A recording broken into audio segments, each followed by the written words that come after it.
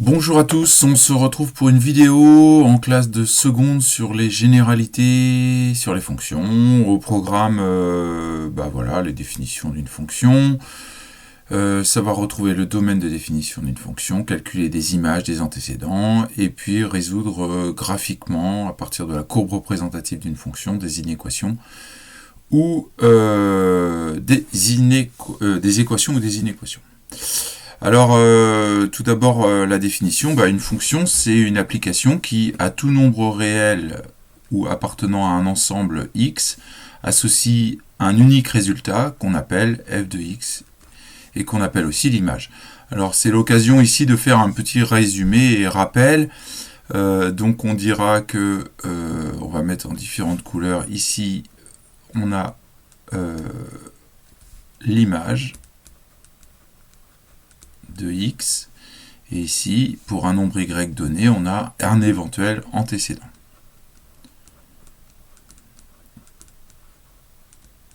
Voilà.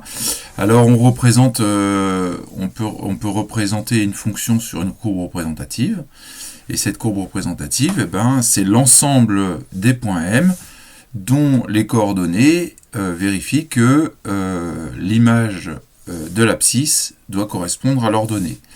Donc par exemple ici, j'aurais, si j'ai le point M appartient à la courbe, si et seulement si, ses coordonnées, c'est x, f de x. Voilà. On obtient alors une courbe. Alors là, je vais donner une courbe quelconque. Voilà, vous en connaissez de la troisième des fonctions affines. Voilà. Et à quelles conditions un point est sur la courbe? Eh bien, s'il vérifie la donnée suivante, si j'ai par exemple, on va prendre pour le nombre 2, voilà, et que l'image ici, c'est ce résultat-là, f de 2, bon, eh bien ça veut dire que ce point M appartient à la courbe représentative de f. Cette courbe-là, on la note souvent CF pour un grand C cursif. La courbe représentative de f. Voilà, alors on a aussi parlé en classe du domaine de définition.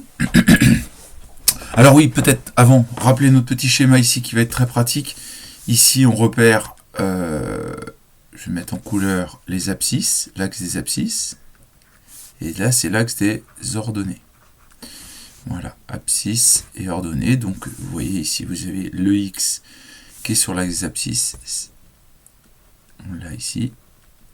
Et ici, les antécédents. L'ordonnée. Voilà. Voilà. Et puis pour ceux qui veulent, pour se faire une petite fiche qui va servir d'outil, on a bien x ici. Si on a x ici, on a y ici. Voilà. Et puis ceux qui ont du mal avec horizontal, vertical, vous pouvez vous faire un petit truc en disant les x c'est comme ça, alors que les y c'est comme ça. Voilà. Avec ça, vous avez la totale, vous gardez ça au chaud pour travailler. Une petite fiche méthode et ça permet de vous aider. Alors le domaine de définition, c'est l'ensemble des valeurs de x pour lequel la fonction elle est définie. On peut calculer une image, l'ensemble des valeurs de x pour lesquelles on peut calculer une image par la fonction f.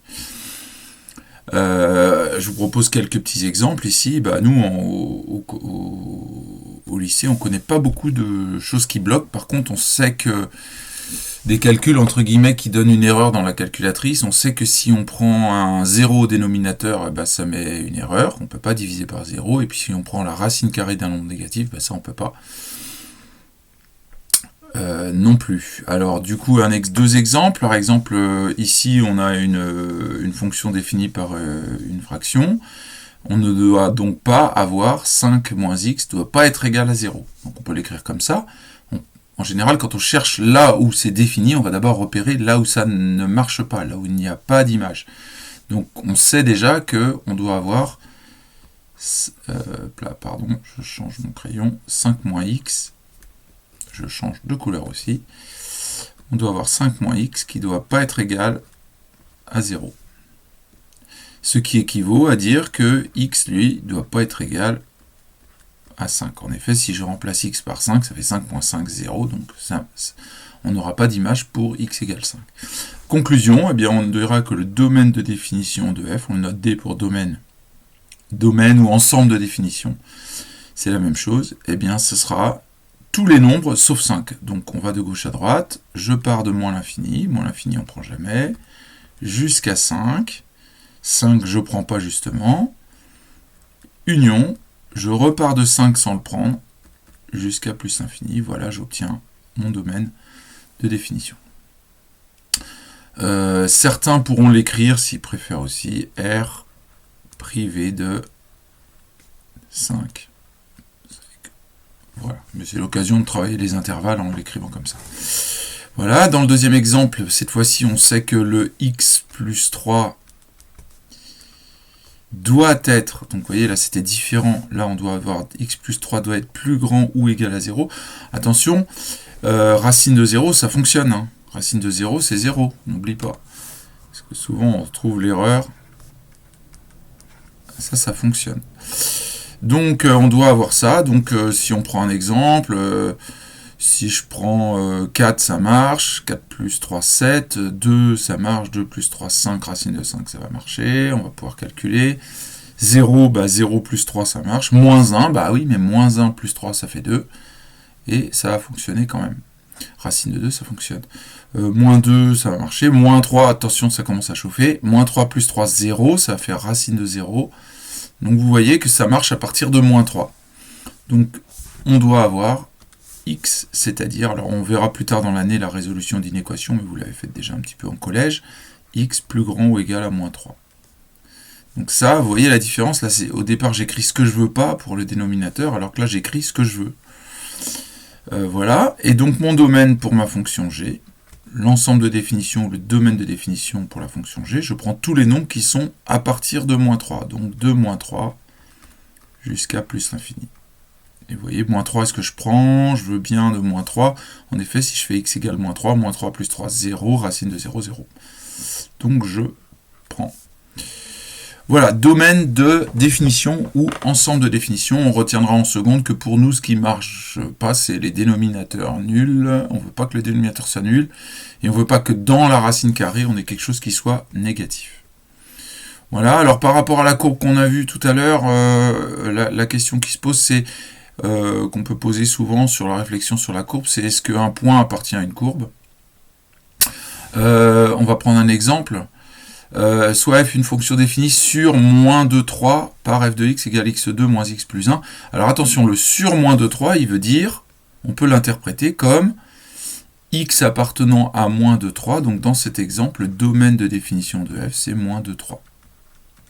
En réalité, on pourrait le calculer sur plein d'autres valeurs, mais on se restreint à un petit domaine, entre moins 2 et 3 seulement. Voilà, alors on me demande, le point A de coordonnées 2, 4, appartient-il à la courbe? S'il appartient à la courbe, ici on aura x, et normalement ici on devrait avoir f de x. Donc l'exercice il est tout simple en fait, on calcule l'image de 2. Si l'image de 2 est égale à 4, ça tombe bien, le point est donc sur la courbe. Si l'image de 2 n'est pas égale à 4, le point il n'est pas sur la courbe. Donc, vous voyez, c'est un point méthodo à retenir. Je calcule l'image de 2. Donc si on voulait regarder sur un graphique, imaginons, hop là, je vais vous faire beaucoup de graphiques à main levée. Hein. Voilà, imaginons qu'on ait un bout de courbe comme ça. Voilà, je calcule pour 2. Normalement, si le point est sur la courbe, je devrais tomber, on va voir, je devrais tomber à 4. On va les laisser comme ça, on va laisser la courbe comme ça pour l'instant. F pour 2, alors on y va, je remplace par 2. Alors, au passage, pour calculer les images, moi j'aime bien réécrire toute la formule avec des parenthèses pour les x. Vous voyez, comme ça, vous n'avez pas de source d'erreur. Là, ça va, c'est 2, mais si c'était moins 2, on a souvent des problèmes de signes. Donc, je mets 2 à la place de x. Voilà, maintenant, j'ai plus qu'à calculer. Ça fait 4. On va mettre ça en dessous. Égale 4, moins 2, plus 1, ce qui nous donne 3. Vous voyez, donc ça signifie que l'image de 2, c'est 3, et c'est pas 4. Donc je sais que le point, on va le dire le point B de coordonnées 2, 3, lui, il appartient à la courbe. Mais du coup, A, bah, il ne devrait pas, il est trop haut. Vous voyez?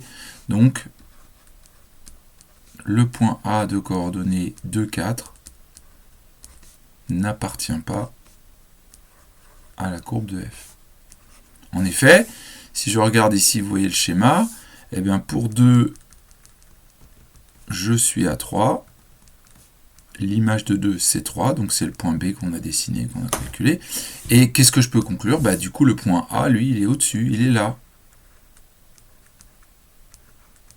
Donc le point A n'appartient pas à la courbe. Ok, donc à retenir au niveau de la méthode. Je vais essayer de faire des vidéos un peu plus courtes, donc j'ai accéléré un petit peu. Calcul d'image et d'antécédents, bon voilà, on a quelques petits exemples. Je calcule d'abord la première type de question, c'est calculer f de 0. Bon voilà, on vient de le faire dans l'exemple précédent. Je veux faire f de 0 est égal à 2 fois quelque chose moins 3 sur quelque chose moins 1. Vous voyez, donc si je veux pour 0, je mets des 0 à la place des x et je calcule. Donc, par exemple ici, j'obtiens 2 fois 0, 0, ça fait moins 3 sur 0, moins 1, j'obtiens moins 3 sur moins 1, on obtient 3. Moins par moins plus.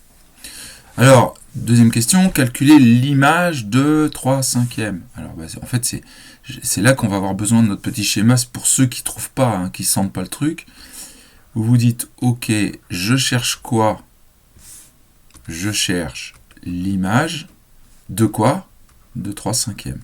Donc, ça veut dire que le 3 cinquièmes, c'est un x. Et bien donc, ça veut dire que c'est la même question qu'avant. Je vais donc faire l'image pour 3 cinquièmes. Je calcule f pour x égale 3 cinquièmes. Et donc, c'est parti. Alors, on aura f pour 3 cinquièmes est égal à 2 fois 3 cinquièmes moins 3 sur, hop là, 3 cinquièmes moins 1. Bon, bah là, il va falloir mettre au même dénominateur. On peut peut-être calculer ça. Ça fait 6 cinquièmes. Normalement, ça doit commencer à venir, les fractions. Sur 5, donc 15 cinquièmes. Voilà pour le haut. Et pour le bas, on a 3 cinquièmes moins 5 cinquièmes. Voilà, c'est l'occasion de remobiliser les fractions. Hein. Donc là, ça nous fait donc moins 9 cinquièmes. Mais puisqu'on est au même dénominateur, sur moins 2 cinquièmes. Alors, j'ai une gros truc divisé par une fraction, ça veut dire que le moins 9 cinquièmes, c'est pareil que multiplier moins 9 cinquièmes par 5 sur moins 2. Voilà. Bon, là, les 5 s'éliminent, hein, puisqu'on est en produit. Donc, on obtient les moins aussi, d'ailleurs. Attendez, je vais mettre ça en couleur, ça va être plus clair. Donc j'élimine, voilà, on a moins par moins, ça va faire plus, et il nous reste 9 demi. Voilà, on conclut, l'image de 3 cinquièmes est 9 demi. Voilà, alors la question suivante, c'est dans l'autre sens, et c'est une question qui est parfois très très difficile, auquel même parfois on ne sait pas répondre précisément. Déterminer le ou les antécédents de 5 par f. Alors vous voyez, même schéma. Je dessine je fais mon petit schéma. Je cherche quoi? Je cherche les antécédents de quoi? De 5. Donc c'est le résultat qui vaut 5. C'est pas le x, c'est le x qu'on cherche. Donc on pourra écrire f de x égale 5. Et donc on est amené à résoudre une équation. C'est-à-dire 2 fois x moins 3 sur x moins 1 égale 5. Au passage, attention, hein, il faut que on aurait peut-être dû se prémunir d'une chose, il ne faudrait pas qu'on tombe sur x égale 1. Hein. Donc le domaine de définition, c'est de moins l'infini à 1, parce que si x égale 1, ça fait 0 en bas. Donc il faut peut-être quand même vérifier. Hein. Union, hop là, j'ai un petit, voilà, union de 1 à plus l'infini. Voilà. Donc là, si je veux faire le travail, je sais que x ne doit pas être égal à 1. Éventuellement, je peux faire un produit en croix. Donc je fais fois x moins 1 de chaque côté. Je vais peut-être le faire pour simplifier. Donc là, attention, on a besoin des parenthèses quand même. Faut pas trop déconner. On va mettre des parenthèses pour pas se planter. Donc si je fais multiplie toute l'équation par x moins 1 des deux côtés, eh bien qu'est-ce qu'on voit apparaître? Hop, hop. Et ce qui m'amène, donc cette équation-là est équivalente à l'équation 2x moins 3 est égal à 5 facteur de x moins 1. Bon, ben voilà, maintenant il n'y a plus qu'à développer le 5. Ça revient à écrire à l'équation 2x moins 3 est égal à 5x moins 5. Voilà, et puis maintenant ben, je vais le plus 5x à droite, je vais faire un moins 5x de chaque côté. Donc j'obtiendrai 2x moins 5x. Et le moins 3 à gauche passe en plus 3 à droite. Ça revient à faire plus 3 de chaque côté de l'équation. Ce qui m'amène à moins 5 plus 3. Voilà. Je continue. Donc ça équivaut à dire quoi? À l'équation moins 3x qui est égal à moins 2. Voilà. Et puis maintenant j'ai un produit. Donc je divise par moins 3 de chaque côté. Donc ça fait x est égal à moins 2 sur moins 3. C'est-à-dire x égale à moins par moins plus, x égale 2 tiers. Voilà. On peut conclure que l'antécédent de 5 par f est 2 tiers. On pourrait vérifier, si on remplaçait x par 2 tiers là-dedans, on trouverait 5. Voilà, un autre exemple un peu plus simple, si je vous demande de résoudre l'équation f de x égale 0, ben on aura de la même façon 2x moins 3 sur x moins 1 égale 0. Oui, j'ai oublié de vérifier quand même. Est-ce que le nombre qu'on a trouvé x, c'est pas égal à il n'est pas égal à 1? Parce que imaginez, vous tombez sur 1. Vous répondez, ouais, bah 1, c'est l'antécédent. Ouais, sauf que 1, on vient de voir que 1, eh ben, on ne peut pas calculer d'image de 1 par f. Donc c'est bien, 2 tiers, c'est bon. Donc même chose ici. Donc ça, voilà, on pourrait écrire à côté, attention, x pas égal à 1, hein, comme ça on se le garde au chaud pour s'en rappeler. Voilà, bah là on peut faire le produit en croix, mais sauf que 0 fois x moins 1, bah ça fait 0. Alors une autre façon de raisonner, c'est de dire si un quotient de deux nombres vaut 0, c'est que le numérateur vaut 0, mais le dénominateur n'est pas égal à 0, donc ça fait 2x moins 3 égale 0. Même chose, on fait plus 3 de chaque côté, ça fait 2x égale 3. Et comme c'est multiplié par 2, on fait diviser par 2 de chaque côté, ça fait x égale 3 sur 2. Et voilà. Donc là, j'ai pas eu de la place pour l'écrire, on écrirait l'antécédent de 0 par... Non, c'est pas l'écriture, c'est vrai ce que je dis. Hein. L'antécédent de 0 par f est 3/2, mais comme là c'est une équation, bah, on va répondre par un ensemble de solutions. Et cet ensemble de solutions, bah, en fait, dans cet ensemble de solutions, il n'y a qu'une valeur, donc on met des accolades. Donc c'est 3/2.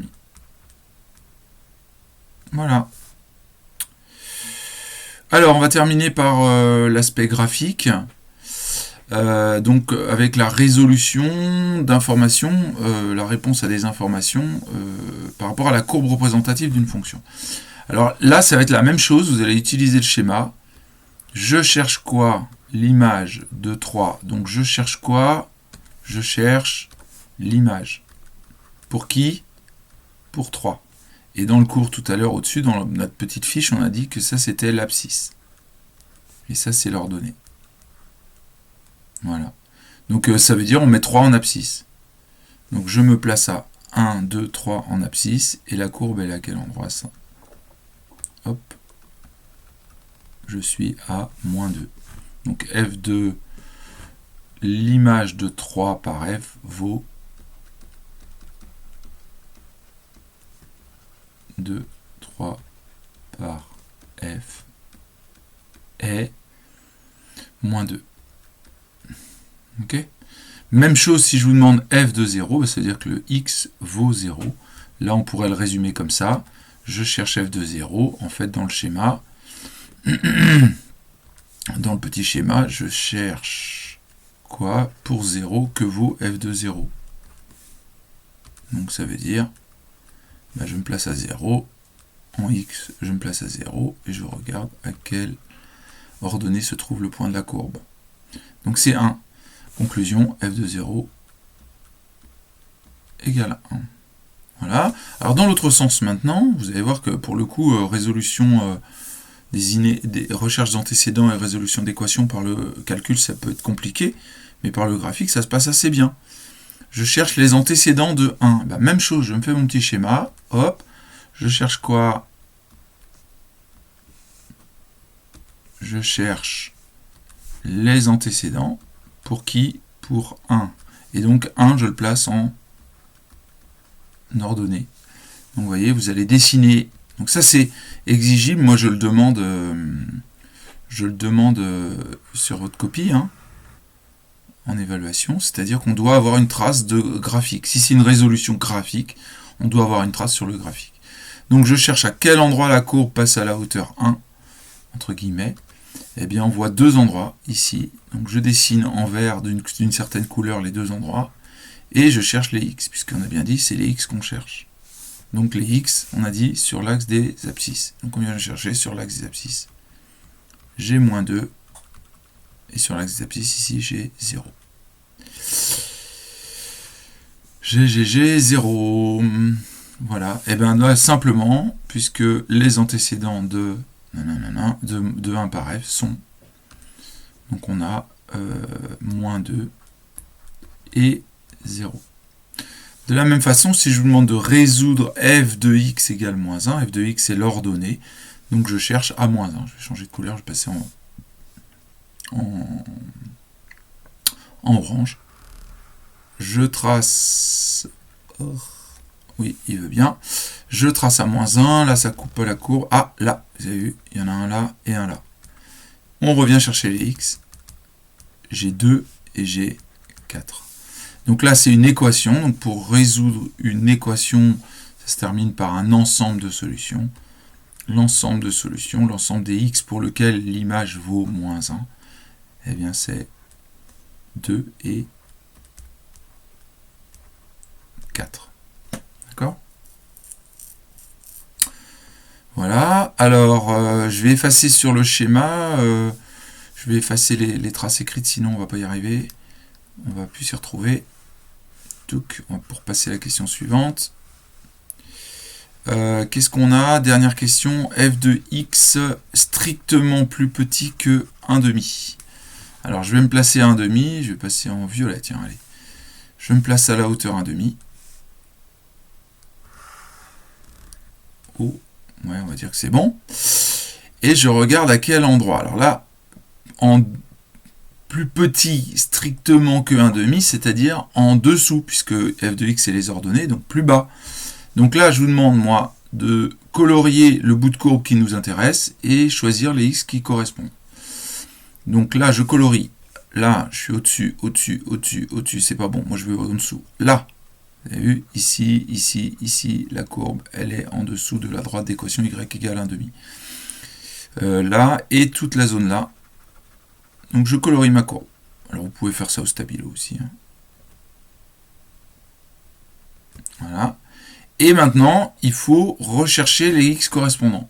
Alors je vais changer d'épaisseur de crayon parce que ça veut dire que c'est dans la petite zone qui est de là à là. Alors c'est une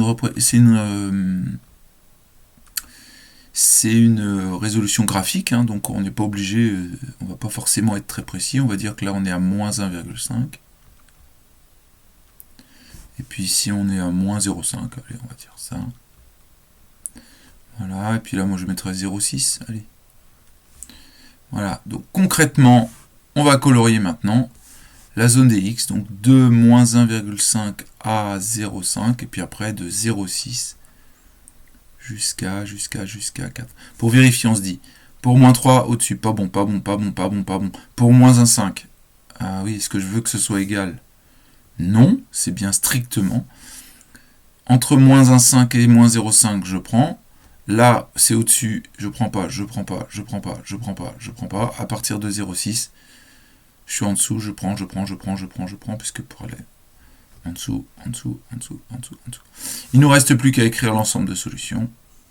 Et bien cet ensemble de solutions, ce sera de moins 1,5 jusqu'à moins 0,5.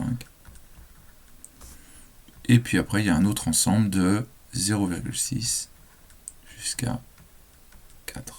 Alors, les crochets. Moins 1,5, je suis pile à la hauteur 1,5, donc j'en veux pas, j'ai dit, parce qu'il n'y a pas le ou égal ici. Tac, je prends pas. 0,5, pile, j'en veux pas. Bah non, on a dit qu'on voulait pas que l'image soit 1,5. Hop là, justement, j'en veux pas. Crochet tourne dedans. Pour 0,6, bah, je suis pile encore à 1,5, j'en veux pas.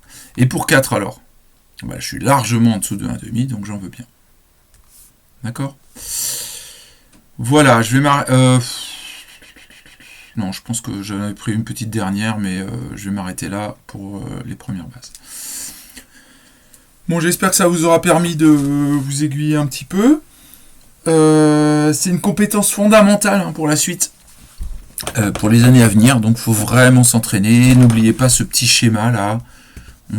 Qu'est-ce qu'on cherche, et puis retenir voilà, le petit schéma ici où on repère qui est qui. C'est vraiment utile. Et puis à côté des points annexes, bah, c'est savoir calculer un domaine de définition, et puis un ensemble de définitions ou un domaine de définition. Savoir si un point est sur une courbe. Voilà. Bon, j'espère que ça vous aura permis de faire une petite synthèse. Mais là encore, c'est à vous aussi de vous faire vos petites fiches. Je vous remercie de votre attention et je vous dis rendez-vous pour la prochaine vidéo sur les généralités, sur les fonctions de référence. À bientôt.